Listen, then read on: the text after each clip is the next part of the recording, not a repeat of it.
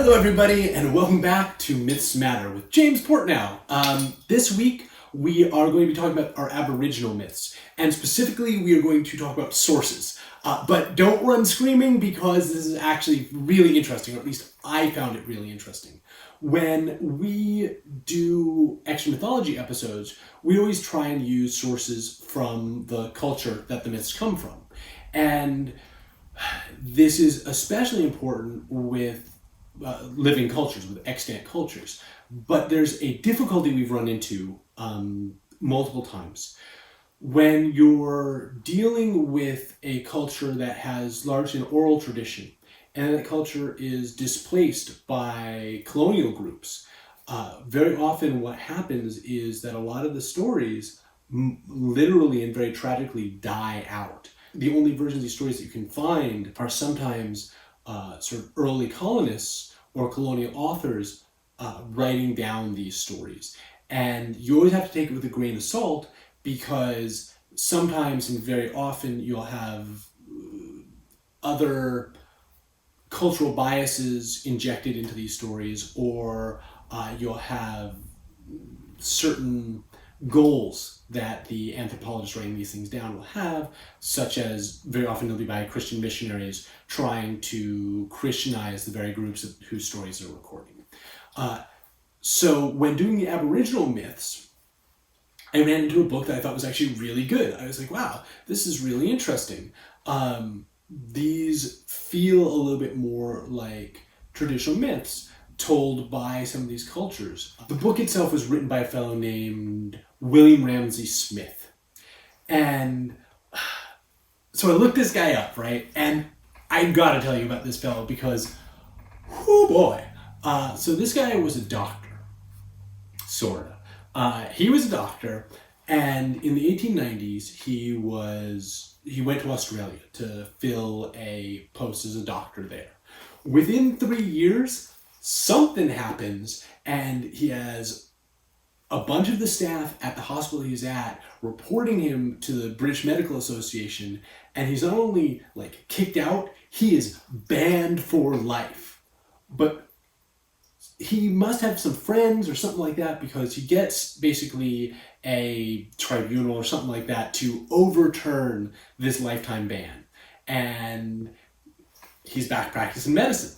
And soon he's made the coroner and the chief medical officer, or whatever you want to call it, of Adelaide, Australia.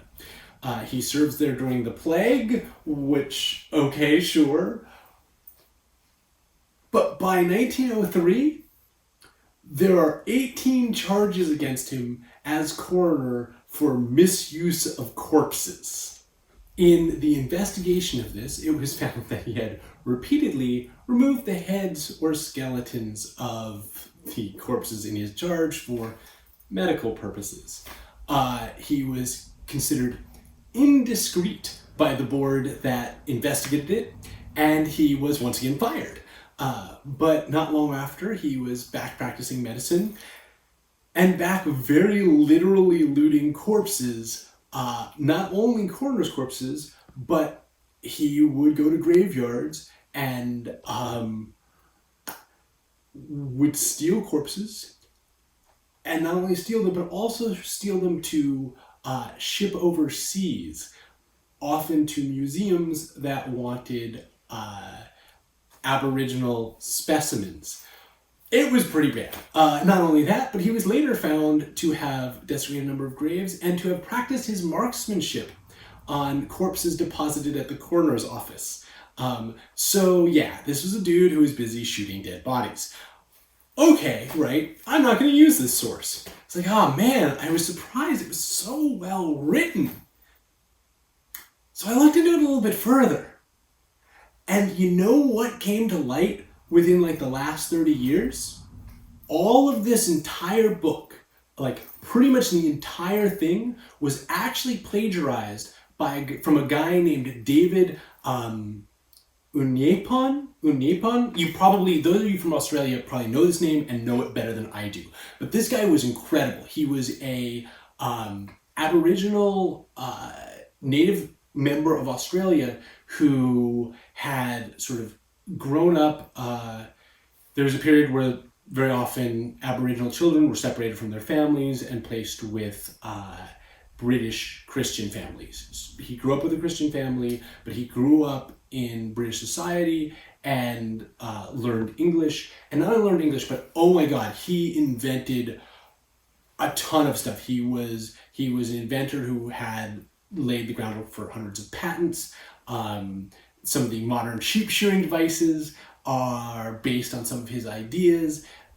It's arguable that he came up with the principle for a helicopter off the way that boomerangs work.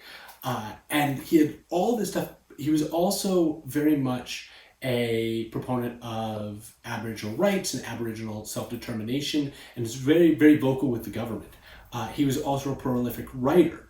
And so he actually wrote down a number of these Aboriginal stories. This other fellow, our corpse-looting, corpse-shooting Colonial Doctor, paid a small sum of money for his collection of stories that he had written down, and then published it in England under his own name. So for 100-ish years, all of these stories were published under the name of Ramsay.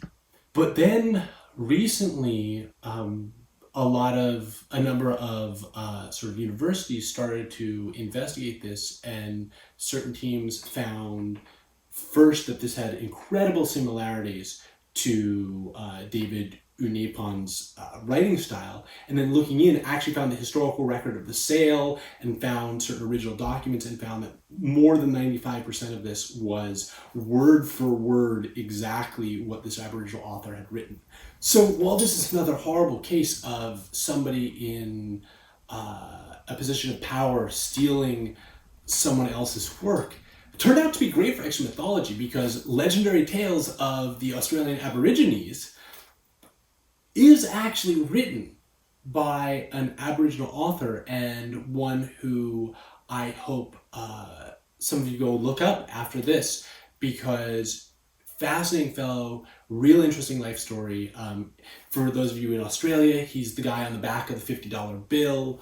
And it was just fascinating to me to find this, and it made me wonder how many other times I've read books by colonial authors that are not only just transcriptions of native tales, but perhaps stolen whole hog like this.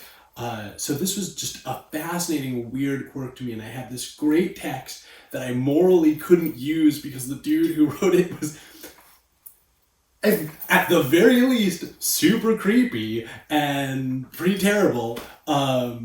And then I found out that no, actually, in part of his being super creepy and really terrible, he had just stolen it from native authors.